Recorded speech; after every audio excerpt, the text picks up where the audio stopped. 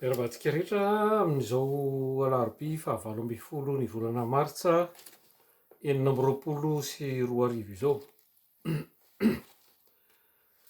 Firenena mahaleo teny Madagasikara ka mila porofoina ara-baky teny, zany hoe tsy vitan'ny ara-taratasy fotsiny fa porofoina amin'ny teny, amin'ny asa.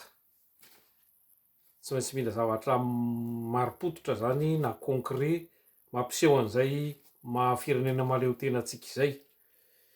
Sady manana ny fiandrianam-pirenentsika isika ary mila porofoina toy ny resaka fahaleovantena ihany koa izany.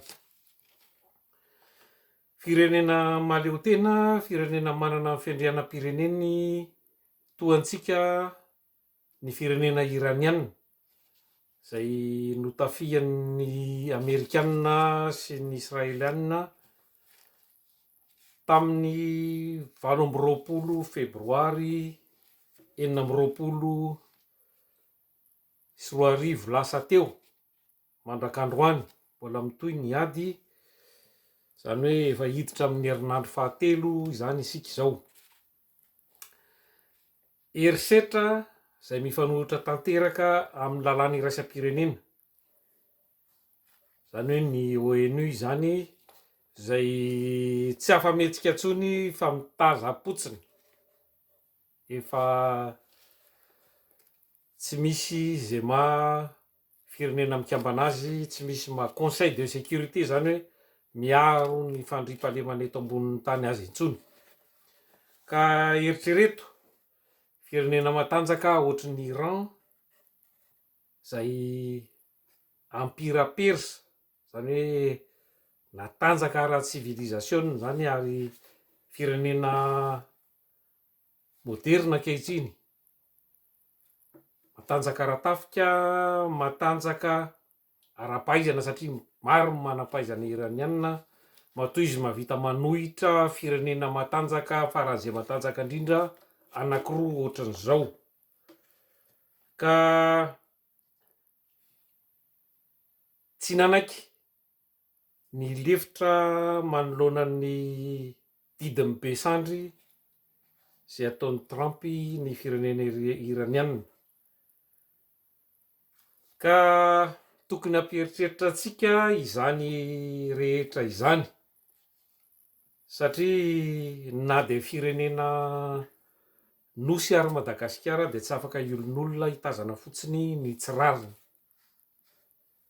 na koa anaradren'ny fotsiny ireo firenena tandrefana izay mpanindry antsika, la Frantsa izay mazava ho azy ny position-any fa be vava fotsiny, mody hoe tsy manohana fa ny ambadika miaraka amin'ireo mpanafika ny firenena iraniana ireo. Saingy tamin'ity mitoraka ity, sendra mahery noho n'izy ka tsy samy kofoka fa ny vava fotsiny no atao mitatatata. Ka tsy mitsipaka marindrano ohatran'ireo firenena tandrefana hafa ny ady sy ny herisetra ataon'ny firenena Amerikanina sy Israelianina i Frantsa.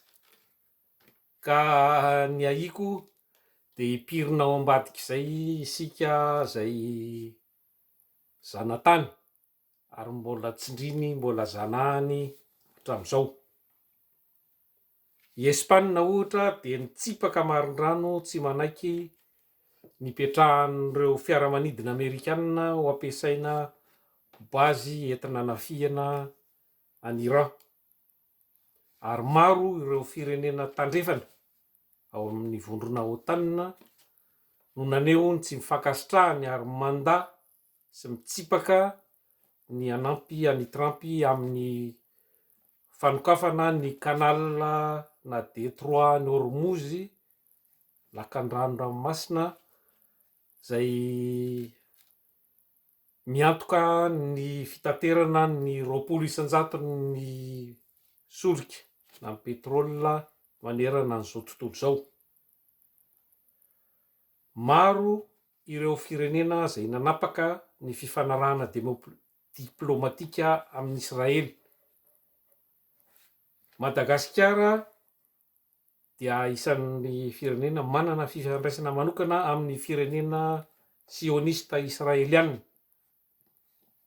zay mpanitsakitsaka lalàna iraisam-pirenena, na vita manafika sy mamono ny filoha zay mitondra ary olona manam-pahefana maro tany Iran no maty noho zera-bomba nataon'zareo tamin'ny fanafiana any Iran farany teo.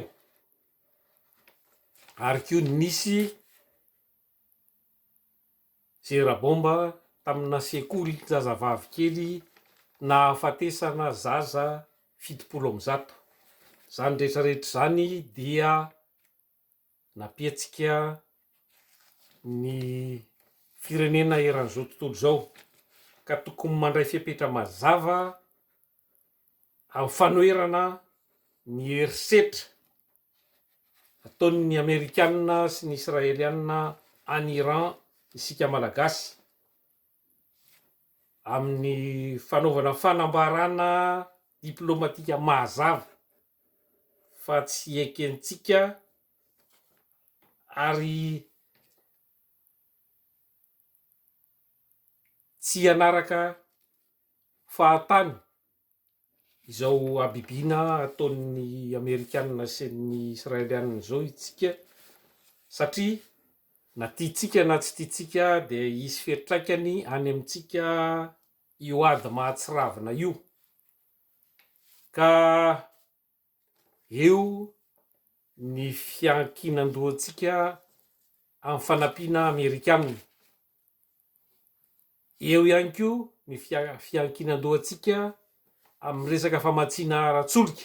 Zao vao zara ny sambo ray tonga nanavotra antsika, fa raha tsy zany efa nipirina daholy ny fiara sy ny ozinina na masinina mampiasa lasantsy rehetra na solika gazoaly rehetra, ka problème gravy ary ho ratsy zay tsy maintsy atrehantsika izany raha mitohy io ady zay tsy ara-dalàna ary manitsakitsaka ny lalàna iraisam-pirenena io.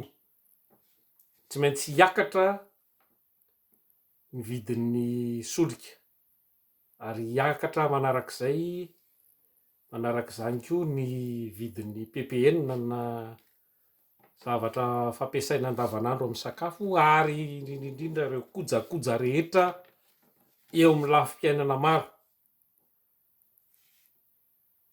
Isika de mitavandra hatrany ny any ivelany na ny tahirina solika réserve stratégique, antsika malagasy ara mino aho fa raha mahavita andray andro na roa andro be dia be, mba tsy ilazako hoe tsy misy.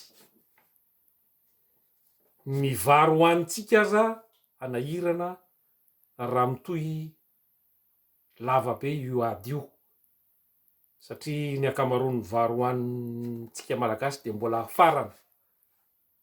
Ka fehizay de mila mailo sy mivondrona amina firenena afaka hiaro antsika sy hiaro ny tombontsoantsika isika, satria ao aorianan'io ady io dia hitohy ny fanjakazakana sy ny fanjanahana Amerikanina. Efa politika no lazain'ireo mpabe maso izany, ka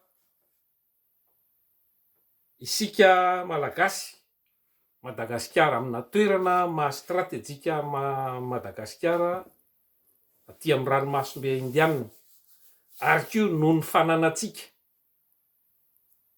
reserva gaz sy pétrole ao amin'io lakan-dranon'ny Mozambika io, zay mbola ampikatson'ny Frantsay. Ny fitrandrahantsika izany amin'ny alalan'ny fibodony ireo nositsika.